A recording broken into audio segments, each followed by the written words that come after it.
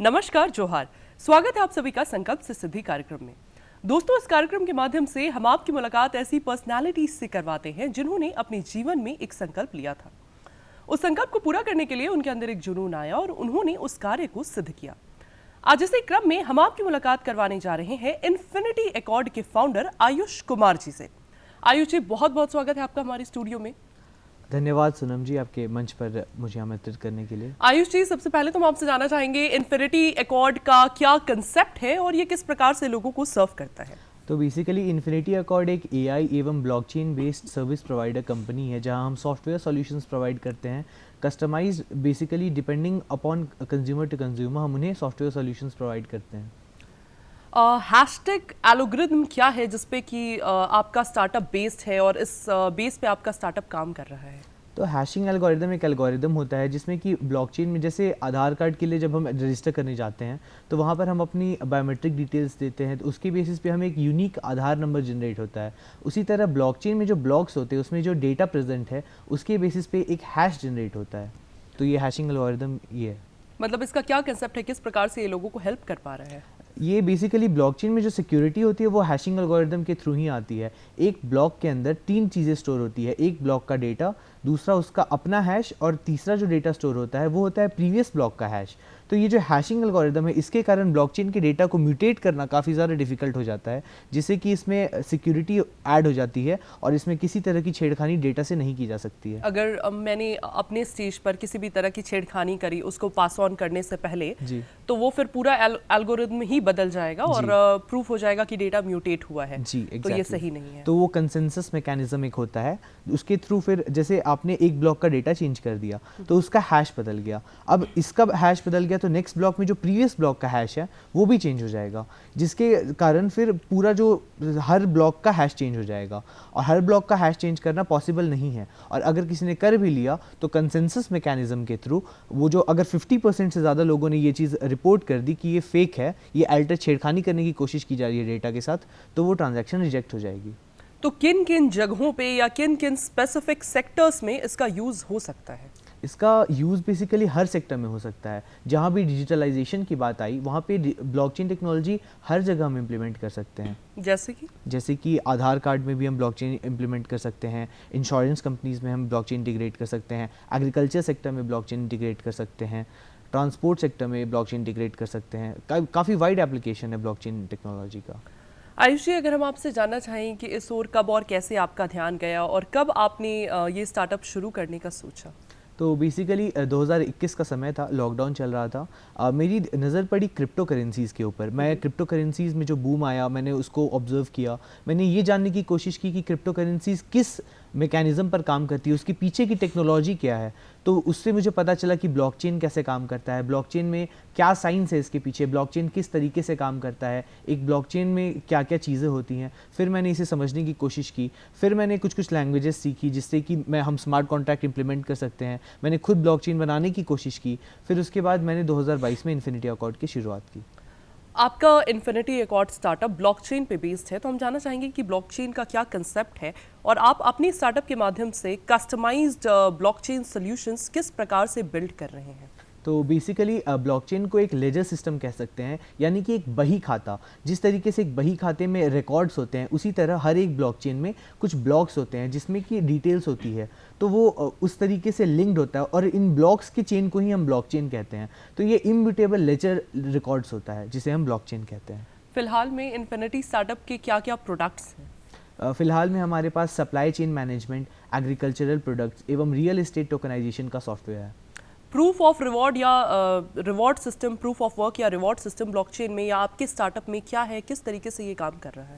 Basically proof of reward जो होता है, प्रूफ ऑफ वर्क होता है एक्चुअली, वो बिटकॉइन के लिए होता है। तो हमने अपने सिस्टम में इंटीग्रेट किया है कि हमारे जो इन्फिनिटी टोकन्स हैं इनको जो भी लोग माइन कर रहे हैं उन्हें हम रिवॉर्ड्स देते हैं।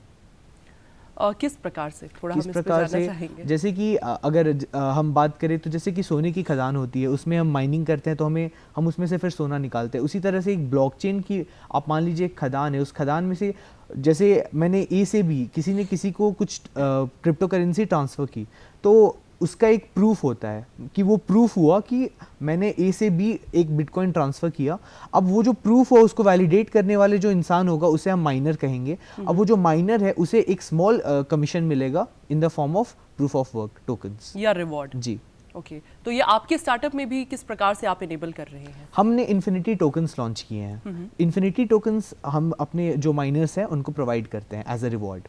ओके, अभी आपने इन्फिनिटी टोकन्स की बात करी, इसके अलावा एआई और ब्लॉकचेन को इंटीग्रेट कर अपने स्टार्टअप के तहत आपने काफ़ी प्रोडक्ट्स लॉन्च किए हैं इन दोनों के इंटीग्रेशन से। हम जानना चाहेंगे कि इन प्रोडक्ट्स का क्या यूज़ है और किस प्रकार से आप इसको बिल्ड कर रहे हैं? तो बेसिकली हमने जो रियल इस्टेट टोकनाइजेशन का प्रोडक्ट बिल्ड किया है उसमें हमने ये अपने अंदर ये सोल बेसिस लेके चला है कि जो हमारा खतियान का सिस्टम होता है ज़मीन के पेपर्स में, उन ज़मीन के पेपर्स को हम डिजिटलाइज करें और इम्यूटेबल लैंड रिकॉर्ड्स बनाएं, जिससे कि किसी भी रियल इस्टेट प्रॉपर्टी की जो ओनरशिप है उसे हम डाइवर्सिफाई कर पाएँ और उसे लिक्विडेट कर पाएँ। एक तो आपने ये रियल स्टेट की टोकनाइजेशन की बात करी, इसके अलावा हम जानना चाहेंगे कि और क्या प्रोडक्ट्स आपने डेवलप किए हैं एआई और ब्लॉकचेन को इंटीग्रेट कर अपने स्टार्टअप के अंतर्गत, जिससे कि आप ट्रेडिशनल मेथड्स को आउटस्टेप कर रहे हैं? तो बेसिकली हमने सीड डिस्ट्रीब्यूशन सिस्टम सेटअप किया है। उसमें सीड डिस्ट्रीब्यूशन एग्रीकल्चरल फील्ड में वो थ्रू ब्लॉकचेन हम लोग कर रहे हैं। और आपको जानकर ये खुशी होगी कि हमारा झारखंड जो है ये पहला स्टेट है इंडिया का जिसने seed distribution system through blockchain को अभी अडॉप्ट किया है। अभी ये एक फॉरेन की कंपनी के साथ कोलैबोरेशन में हो रहा है। और इसके अतिरिक्त हमारे जो प्रोडक्ट्स है वो सप्लाई चेन मैनेजमेंट प्रोडक्ट्स हैं। तो सप्लाई चेन मैनेजमेंट में और आप कैसे इस एआई और ब्लॉकचेन के इंटीग्रेशन को आप यूज़ कर रहे हो ट्रेडिशनल मेथड्स को आउटस्टेप करने के लिए? सप्लाई चेन मैनेजमेंट में हम इसको इस तरह से कि जब जहाँ पे वो मैन्युफैक्चर हो रहा है से लेकर कि जहाँ तक वो डिलीवर हो रहा है उस बीच के हर एक स्टेप पर हम अपने लेजर पर रिकॉर्ड्स बना रहे हैं। और ये लेजर पर रिकॉर्ड्स ऐसे हैं जिसको आप म्यूटेट नहीं कर सकते हैं। तो ये बिल्कुल, अगर मैं कल को मैं सेब खा रहा हूँ, सेब के पैकेट पर जो बॉक्स क्यूआर लगा है उसे स्कैन करके मुझे ये पता चल सकता है कि ये जो सेब है ये किस खेत से आया, ये किस फार्म हाउस पर था, ये कहाँ पर आया, ये किस रिटेलर के पास से मेरे पास तक आया है। अगर हम बात करें आपके स्टार्टअप के यूनिकनेस या यूएसपी की, तो आपके स्टार्टअप का यूनिकनेस या यूएसपी क्या है जो और भी अन्य तकनीक मार्केट में इस तरह की उपलब्ध हैं उन सभी तकनीकों से इसे अलग बना रहा है? हम जो ब्लॉकचेन और एआई सिस्टम यूज़ करके कुछ हमने ऐसे एल्गोरिदम्स डेवलप किए हैं जो कि अभी मार्केट में अवेलेबल नहीं हैं। और बाकियों से हमें ये कॉम्पिटिटिव एडवांटेज मिलता है कि हमारा अपना ब्लॉकचेन है जो कि काफ़ी ज़्यादा सिक्योर और रोबस्ट है। एल्गोरिदम क्या होता है? किस प्रकार से आपने एल्गोरिदम्स इस प्रकार से डेवलप किए हैं कि वो मार्केट में अवेलेबल टेक्निक्स से अलग हो रहा है, और ये एल्गोरिदम किस प्रकार से काम कर रहा है? हमारे जो एल्गोरिदम्स हैं वो एआई यूज़ करके हम लोग स्मार्ट कॉन्ट्रैक्ट डिप्लॉय कर रहे हैं। स्मार्ट कॉन्ट्रैक्ट्स वो होते हैं जो हम लोग ब्लॉकचेन में डिप्लॉय करते हैं, उसे हम एआई की मदद से उसमें रिफाइनमेंट्स करके उसके बाद उसको डिप्लॉय कर रहे हैं ताकि उसकी जो सिक्योरिटी है वो और ज़्यादा एनहेंस हो जाए। रिफाइनमेंट्स किस प्रकार से? रिफाइनमेंट्स एज इन जैसे जो स्मार्ट कॉन्ट्रैक्ट डिप्लॉय होगा वो जैसे जो किसान है, किसी किसान को इंश्योरेंस कराना है, वो इंश्योरेंस एआई के थ्रू करवा सकता है in the form of smart contracts. हम जानना चाहेंगे कि आपके स्टार्टअप के इस्टेब्लिशमेंट के पहले और आपके स्टार्टअप के इस्टेब्लिशमेंट के दौरान की जर्नी आपकी किस प्रकार की रही? स्टार्टअप स्टार्ट करने के समय तो काफ़ी सारे चैलेंजेस आए थे, काफ़ी सारे। बेसिकली मुझे एक्चुअली पता भी नहीं था ब्लॉकचेन क्या होता है, वहाँ से लेकर के एक स्टार्टअप शुरू करना ये काफ़ी डिफ़िकल्ट जर्नी थी। किस प्रकार से वो मुझे लगा कि मैं एक स्टार्टअप ऐसा एक जो गैप था मार्केट में, मैंने कोशिश किया कि उस गैप को फिल आउट किया जाए कि लोग जब नहीं जानते ब्लॉकचेन के बारे में, आज भी कई ऐसे लोग हैं जो नहीं जानते हैं ब्लॉकचेन के बारे में, तो मैं चाहता था कि उनको पता चले, लोगों को ये पता चले कि ब्लॉकचेन क्या होता है और ये इतनी अच्छी ग्राउंड ब्रेकिंग टेक्नोलॉजी है कि ये दुनिया बदल के रख सकती है। अभी जो हम वेब 2.0 यूज़ कर रहे हैं, वेब 3.0 एक एडवांस वर्जन है जो अभी हम इंटरनेट यूज़ कर रहे हैं उसका, और ये ब्लॉकचेन पर ही आधारित है।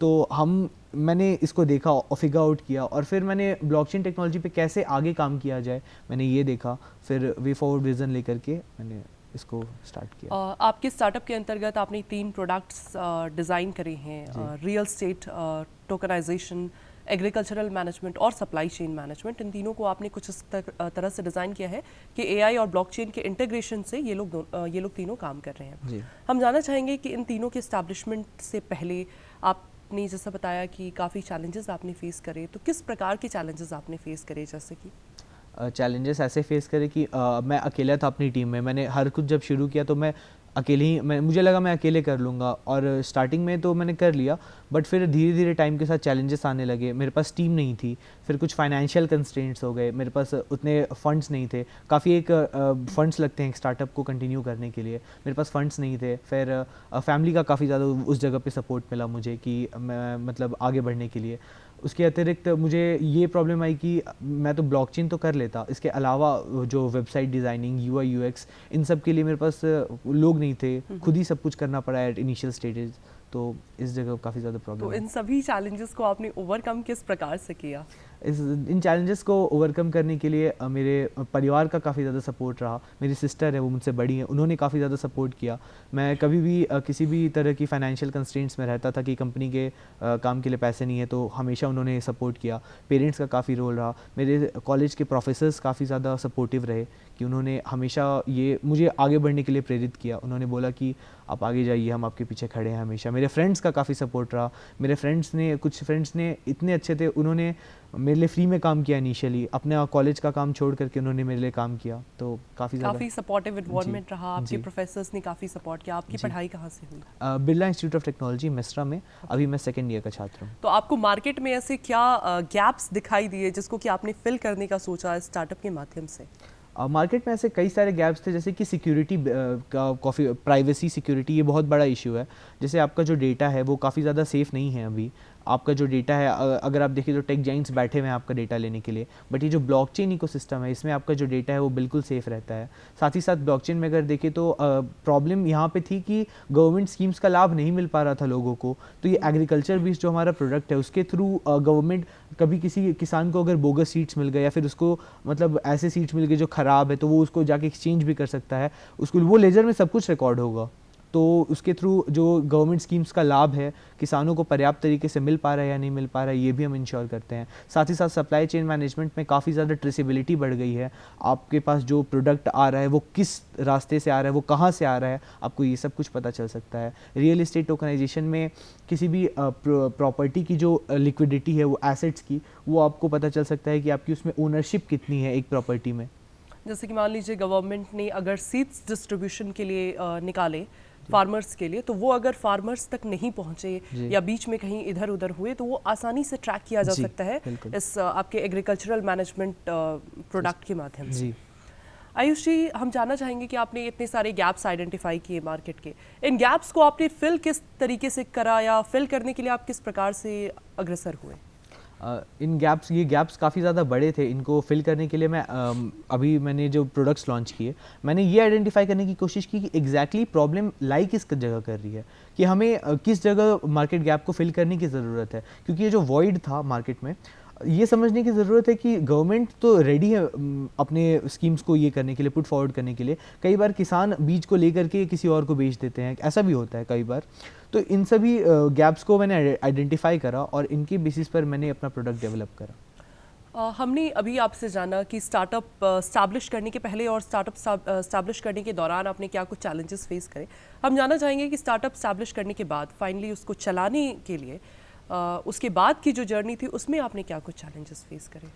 स्टार्टअप स्टार्ट करने के बाद फिर हमें ये प्रॉब्लम आई थी कि ट्रस्ट इश्यूज या और ट्रस्ट इश्यूज़ काफ़ी लोगों को, जैसे कि कई ऐसे क्लाइंट्स थे हमारे जो कि एक्सेप्ट करने के लिए नहीं रेडी थे हमारा प्रोडक्ट। उन्हें लगा कि ये तो कई लोगों ने ऐसा कह दिया कि blockchain is a nascent technology, इस पर हम कैसे रिलाई करें, इस पर हम कैसे ट्रस्ट कर सकते हैं।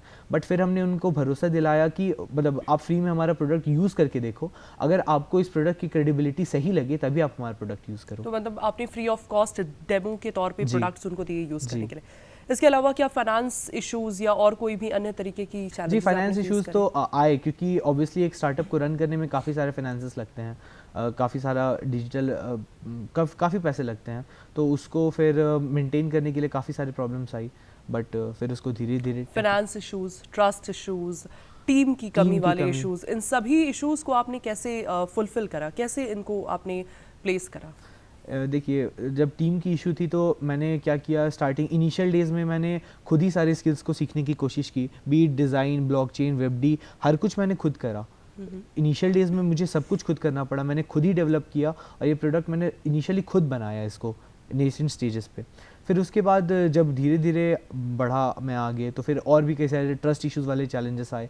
तो मैंने लोगों पे क्रेडिबिलिटी, मैंने कोशिश की कि लोगों को कन्विंस किया जाए, किसी तरीके से उन्हें ये बताया जाए कि आप एक बार प्रोडक्ट हमारा यूज़ करके देखो, अगर आपको पसंद आए तभी आप आगे फर्दर कंटिन्यू करना। फिर फाइनेंशियल इश्यूज़ के लिए हमेशा मेरे पेरेंट्स काफ़ी ज़्यादा सपोर्टिव रहे। तो फाइनेंस के लिए पेरेंट्स की तरफ से सपोर्ट था या जी, किस प्रकार पेरेंट्स से? की तरफ से काफ़ी सपोर्ट रहा। आयुष जी, आपके स्टार्टअप का नाम इन्फिनिटी एकॉर्ड है, तो क्या सोचकर आपने इस स्टार्टअप का नाम इन्फिनिटी एकॉर्ड रखा? क्या कंसेप्ट आया माइंड में इस नाम को रखने के पीछे? जी, इन्फिनिटी का मतलब अनंत होता है और अकॉर्ड का मतलब एग्रीमेंट होता है। तो ब्लॉकचेन में हम स्मार्ट कॉन्ट्रैक्ट्स डिप्लॉय करते हैं। तो जब हम ये स्मार्ट कॉन्ट्रैक्ट को डिप्लॉय करते हैं तो बेसिकली इनफाइनाइट ट्रस्ट कर सके आप जिस ब्लॉकचेन पर, उसी ब्लॉकचेन का नाम इन्फिनिटी अकॉर्ड है। इस स्टार्टअप में आपके मुख्य रूप से जो क्लाइंट्स रहते हैं या टारगेट ऑडियंस रहते हैं जिनके ऊपर आपका फोकस रहता है, वो कौन कौन है? बेसिकली जो लॉजिस्टिक्स वाले कॉरपोरेट्स होते हैं या फिर गवर्नमेंट हमारे मेजर टारगेट ऑडियंस है, क्योंकि बेसिकली गवर्नमेंट स्कीम्स जो होती हैं उनका लाभ प्रॉपर तरीके से मिल पा रहा है नहीं लोगों को, ये हम इंश्योर करते हैं। साथ ही साथ कंस्ट्रक्शन कंपनीज़, हमारे रियल एस्टेट टोकनाइजेशन वाले प्रोडक्ट के लिए कंस्ट्रक्शन कंपनीज़ एवं टेक मतलब जाइंट्स भी हमारे काफ़ी बड़े क्लाइंट्स हैं। जिन भी इंडस्ट्रीज़ या सेक्टर्स के साथ आप काम करते हैं, कोलैबोरेट करते हैं या काम करते हैं, उन सभी इंडस्ट्रीज़ या सेक्टर्स के साथ आपने अपना टेक्नोलॉजिकल इंटीग्रेशन किस प्रकार से स्थापित करा? टेक्नोलॉजिकल इंटीग्रेशन स्थापित करने में काफ़ी समस्या आई इनिशियल डेज़ में, क्योंकि ब्लॉकचेन जैसा कि लोग कहते हैं कि एक नेसेंट टेक्नोलॉजी है, तो इसे लोग एक्सेप्ट करने में कतराते हैं। बट हमने यही जो मैंने आपको पहले भी बताया कि हमने काफ़ी ज़्यादा इस पे मेहनत की, रिसर्च की, और साथ ही साथ लोगों ने जो डिमेरिट्स बताए हमारे प्रोडक्ट के, हमने उसे अपग्रेड भी किया, और साथ ही साथ हम इम्प्रोवाइज़ भी कर रहे हैं धीरे धीरे, और हमने किया भी काफ़ी ज़्यादा, जिससे कि लोग टेक्नोलॉजिकल इंटीग्रेशंस में हमारे साथ आए। लोग क्या डेमो भी कारगर रहा उन डेमो टेक्नोलॉजिकल काफ़ी कारगर रहा। इंटीग्रेशन को एस्टैब्लिश जी, हमने करने के डेमो लिए? दिया तो उसके basis free of cost demo? जी, फ्री ऑफ कॉस्ट डेमो के बेसिस पे हमें कुछ इनपुट्स मिले लोगों से कि आपके प्रोडक्ट में ये लूप होल्स हैं, ये प्रॉब्लम्स हैं। फिर हमने उन्हें करेक्ट किया, फिर वापस उन्हीं ने, जो क्लाइंट्स थे, उन्होंने ही हमारा प्रोडक्ट लिया, फिर उन्होंने यूज़ किया और आज भी यूज़ कर रहे हैं। आयुष जी, किसी भी स्टार्टअप को चलाने के लिए पैसों की ज़रूरत होती है, तो हम जानना चाहेंगे कि आपके स्टार्टअप को चलाने के लिए आपका रेवेन्यू जनरेशन मॉडल कौन कौन सा रहता है? साथ ही ये भी कि आपका स्टार्टअप फिलहाल में बूटस्ट्रैप्ड मोड पे है या इन्वेस्टमेंट बेस्ड है? तो बेसिकली अभी तो मेरा स्टार्टअप बूटस्ट्रैप्ड है, और मैंने इसमें अभी कोई इन्वेस्टमेंट रेज नहीं की है एज पर नाउ। क्यों, ऐसा क्यों? क्योंकि इन्वेस्टमेंट्स के काफ़ी ऑफर्स आए, एक काफ़ी बड़े बड़े ऑफर्स भी आए, बड़े बड़े कैपिटल वेंचर कैपिटलिस्ट से, बट अभी तक रेज करने की नौबत नहीं आई, क्योंकि हमारा मतलब जो आपने एक्सेप्ट नहीं करा या करना नहीं हम चाहते? एक्सेप्ट नहीं करा हमने, क्योंकि हम जो अभी प्लान कर रहे हैं, हमारी जो कंपनी का जो रेवेन्यू है वही भगवान जी के आशीर्वाद से काफ़ी अच्छा है, तो हमें अभी ज़रूरत नहीं पड़ रही है ऐसे कुछ एज सच फंड रेज करने की। बट हमें अभी काफ़ी अच्छे अच्छे फंड रेजिंग के मतलब फंड्स के ऑफर आए थे, बट हमने उन्हें एक्सेप्ट नहीं किया। बेसिकली हमारा जो रेवेन्यू शेयरिंग मॉडल है, revenue generation model, revenue generation model जो है हमारा, उसमें हम क्या करते हैं कि जो सॉफ्टवेयर है वो हम एक फिक्स्ड कॉस्ट पर कंपनीज़ को देते हैं, साथ ही साथ मंथली बेसिस पे उसका जो मेंटेनेंस कॉस्ट होता है वो हम कंपनी से लेते हैं। तो फिलहाल में एक ही रेवेन्यू जनरेशन मॉडल पे आप चल रहे हैं, इसके जी, अलावा और कुछ जी, आपने यही नहीं रेवेन्यू रखा है? जनरेशन मॉडल है। ओके। आयुष जी, फिलहाल में कितने लोग आपके साथ डायरेक्टली या इनडायरेक्टली जुड़े हुए हैं जिनको आपके स्टार्टअप के माध्यम से एक अर्निंग हो पा रही है? जी, तो इसमें 5 फुल टाइम एम्प्लॉयज़ हैं और 30 इंटर्न्स हैं। ओके, तो मतलब किस प्रकार से ये लोग आपके साथ जुड़े हुए हैं? हमारी 5 टीम्स हैं, 5 टीम के एक एक लीड्स हैं और 6 इंटर्न्स हैं उनके अंडर, तो टोटल 7 लोग हैं एक टीम में। हम्म।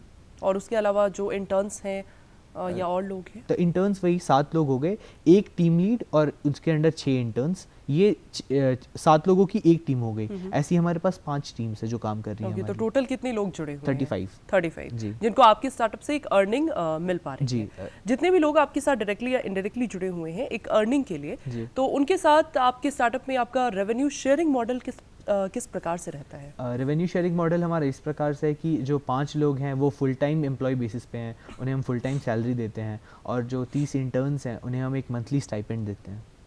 आयुष जी, अगले 5 सालों में अगर देखा जाए आपके स्टार्टअप के आगे बढ़ने का क्रम, तो अगले 5 सालों में आपका नेक्स्ट वे फॉरवर्ड विजन क्या है? आप अपनी स्टार्टअप को कहाँ खड़ा देख रहे हैं, किस किस लेवल पे सर्व करते हुए देख पा रहे हैं? तो बेसिकली हम वे फॉरवर्ड विज़न में यही देखते हैं कि हमारा जो स्टार्टअप है इसमें हम जो प्रोडक्ट्स बिल्ड कर रहे हैं एआई और ब्लॉकचेन के हेल्प से, इसे हम इसके पावर को हार्नेस करके हम वर्ल्ड में एक रेवोल्यूशन लाने की कोशिश करें, एक ऐसी दुनिया बनाने की कोशिश करें जहाँ पर ब्लॉकचेन को लोग एक्सेप्ट करें और ब्लॉकचेन को एज अ मेजर मतलब एज अ टेक्नोलॉजी वहाँ पे लोग एक्सेप्ट करें और सिक्योरिटी जो है लोगों की वो इन्हेंस हो जाए, और प्राइवेसी एंड सिक्योरिटी का काफ़ी बड़ा रोल होता है, तो ये इन्हेंस हो जाए हमारे वर्ल्ड में। और अगर 5 साल बाद हम कोई भी ब्लॉकचेन की बात करता है तो वो ज़रूर इन्फिनिटी अकॉर्ड का नाम ले कि हाँ एक कंपनी आई थी जिसने ब्लॉकचेन स्पेस में एक रेवोल्यूशन क्रिएट किया। तो इसके लिए आपके क्या कदम हैं, क्या आपने सोच रखा है, किस प्रकार से इसको एक्सपैंड करने की तरफ आप आगे बढ़ रहे हैं, क्या क्या आपके स्ट्रैटेजीज हैं?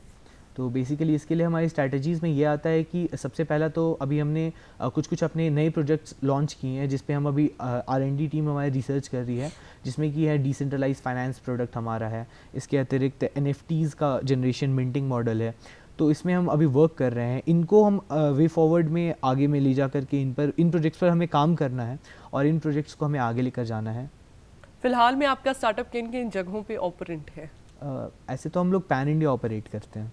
पैन इंडिया ऑपरेट करते हैं, किन किन जगहों पे, लाइक कुछ स्पेसिफिक जगह हैं या किस प्रकार से आप पैन इंडिया में अपना रीच बढ़ाए हुए हैं? पैन इंडिया में बेसिकली हमारे जो क्लाइंट्स हैं वो दिल्ली और बैंगलोर बेस्ड हैं, क्योंकि बेसिकली हमने अभी तक रीच आउट जिनको की भी किया है और जो हमारे क्लाइंट्स हैं वो दिल्ली और कोची से भी एक हमारे क्लाइंट हैं, तो ये 3 जगह पे अभी हमारे क्लाइंट्स बेस्ड है। और ऐसे छोटे मोटे क्लाइंट्स जो हैं, जो छोटे मोटे प्रोजेक्ट्स आते हैं वो हमें पैन इंडिया से आते रहते हैं।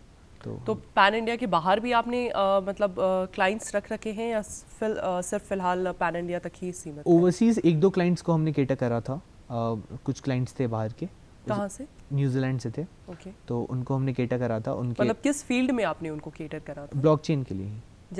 जैसे कि हमने उनको ब्लॉकचेन सर्विसेज प्रोवाइड की थी, उनको हाइपरलेजर बेसु की डेटाबेस स्टोरिंग चाहिए थी, तो उसके लिए हमने उनका इंफ्रास्ट्रक्चर बनाया था। किस प्रकार से? उनको अपना डेटा स्टोर करना था। बेसिकली मान लीजिए आपको उनको अपना डेटा स्टोर करना था, वो मैं नाम नहीं ले सकता उनका, बट उस कंपनी को अपना डेटा जो था वो हाइपरलेजर में स्टोर करना था, तो उसके लिए उनको एक प्लेटफॉर्म चाहिए था, वो प्लेटफॉर्म हमने उन्हें बिल्ड करके दिया। सरकार की बहुत सारी स्कीम्स हैं, इनिशिएटिव्स हैं स्टार्टअप फंडिंग को लेकर, स्टार्टअप्स को आगे बढ़ाने के लिए लेकर, तो क्या उनमें से किसी स्कीम या इनिशिएटिव का लाभ आपको मिल पाया है? जी नहीं, अभी तक तो नहीं मिल तो पाया। क्यों आपने उस ओर कदम नहीं बढ़ाए या क्यों नहीं लिया? जी उस ओर कदम अभी तक नहीं बढ़ा पाया मैं, अनफॉर्चुनेटली। मतलब लाइक उन स्कीम्स के बारे में ऐसी एज सच कुछ अवेयरनेस नहीं है। कुछ स्कीम्स एग्जिस्ट करती हैं, जैसे startup India seed fund scheme हो गई ये सब, बट उसके लिए कुछ क्राइटेरिया वगैरह है, वो मैं फुलफिल शायद नहीं कर पाया। हम आपसे जानना चाहेंगे आयुष जी कि आपने अपने इस पूरे प्रोग्राम के दौरान एक चीज़ मेंशन करी थी, एग्रीकल्चरल सीड्स का ऑपरेशंस जो आप अपनी टेक्नोलॉजी के माध्यम से करते हैं, ये एग्रीकल्चरल सीड्स का जो एक जगह से फाइनल एंड डेस्टिनेशन तक पहुंचना है, वो पूरा ऑपरेशंस किस प्रकार से होता है आपकी टेक्नोलॉजी के माध्यम से? वो पूरा ऑपरेशन बेसिकली जब आप रजिस्टर करोगे हमारे प्लेटफॉर्म पे, तो वहाँ पे आपके फ़ोन पे एक OTP आएगा, आपके आधार नंबर से आप ऑथेंटिकेट करके अपना अकाउंट क्रिएट करोगे। उसके बाद आपको जो योजना का लाभ मिलना है वो आपको ये पता चलेगा कि आपको कौन से सीड्स मिलने हैं, किस तारीख को मिलने हैं, कब मिलेगा, ये सब कुछ आपके वहाँ पे लेजर पे स्टोर हो जाएगा। साथ ही साथ इसके बाद जब आप अपनी फसल की अपडेट्स उसमें डालते रहोगे, वहाँ पे आपसे पूछा जाएगा, आपके आसपास का जो अधिकारी होगा वो आपके से आकर के रिपोर्ट लेगा।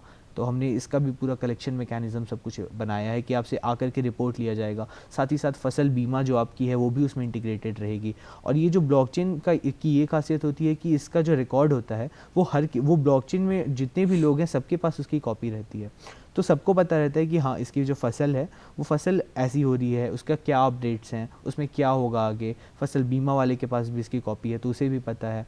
अगर क्रॉप फेलियर होता है तो वो इंश्योरर जो होता है वो उसको मतलब जो अमाउंट है वो प्रोवाइड करे, वो सब कुछ इंश्योर करना वो ब्लॉकचेन के थ्रू ही होता है। आयुष जी, जहाँ तक बात करें एग्रीकल्चरल सीड्स के इन ट्रैकिंग की या ऑपरेशंस को फंक्शन कराने की, तो फार्मर्स देखा जाए तो फार्मर्स उतने एजुकेटेड नहीं होते हैं, तो किस प्रकार से फार्मर्स उस पर बिलीव करेंगे एंड एक्चुअली में आपके टेक्नोलॉजी का लाभ उठा पाएंगे?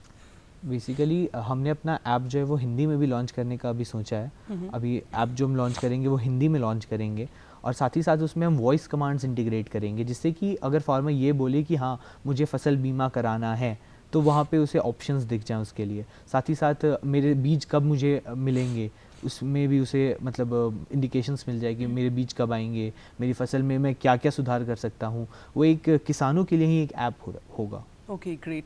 आयुष जी, अंत में हम आपसे जानना चाहेंगे कि कोई भी युवक या किसी भी एज ग्रुप का पर्सन अगर किसी मास लेवल प्रॉब्लम को सॉल्व करने के लिए एक जेन्युइन आइडिया के साथ एक स्टार्टअप क्रिएट करना चाहता है, तो उसके लिए आपके क्या संदेश रहेंगे, क्या डूज एंड डोंट्स होने चाहिए? सबसे पहले तो एक मार्केट वैलिडेशन और मार्केट सर्वे करना काफ़ी ज़्यादा ज़रूरी हो जाता है, क्योंकि अगर आप मार्केट का सर्वे करोगे आपको ये पता चलेगा कि आपका जो मार्केट में प्रोडक्ट जो है आपका वो फीजिबल है या नहीं। आप प्रोडक्ट तो बना लोगे, वो प्रोडक्ट मार्केट में उसे लोग एक्सेप्ट करेंगे या नहीं करेंगे। उसके अतिरिक्त आपको ये देखना है कि फाइनेंसेस जो है आप उसको लेके चलो। फाइनेंसेस की दिक्कत आज के परिप्रेक्ष्य में होती नहीं है, क्योंकि आपको प्री सीड भी आप काफ़ी कुछ रेज कर सकते हो, पैसे वेंचर कैपिटलिस्ट एंजल इन्वेस्टर्स हैं। बट आपको ये इंश्योर करते चलना है कि कभी भी आप अपने जो प्रोजेक्ट है उसको मतलब आगे बढ़ाने के लिए जो फाइनेंसेस हैं उसको एकदम प्रॉपर प्लानिंग और एग्जीक्यूशन तक ले जाओ। ऐसा नहीं है कि 4 प्रोजेक्ट्स में एक बार दिमाग लगाओ, बल्कि ये ज़्यादा बेटर है कि आप एक ही प्रोजेक्ट पे इतना ज़्यादा फोकस रखो कि वो आगे चलता जाए। मतलब मार्केट रिसर्च और फाइनेंसेस को एग्जीक्यूट करने का सही एक दिशा होना चाहिए माइंड में। जी। आयुष जी, आप हमारे कार्यक्रम में आए और आपने हमारे दर्शकों को इतनी विशेष जानकारियां दी, इसके लिए आपका बहुत बहुत धन्यवाद, आभार। अगले कार्यक्रम में आपसे फिर मुलाकात होगी ऐसे ही किसी नए व्यक्तित्व के साथ। तब तक के लिए हमें दीजिए इजाजत। नमस्कार, जोहार।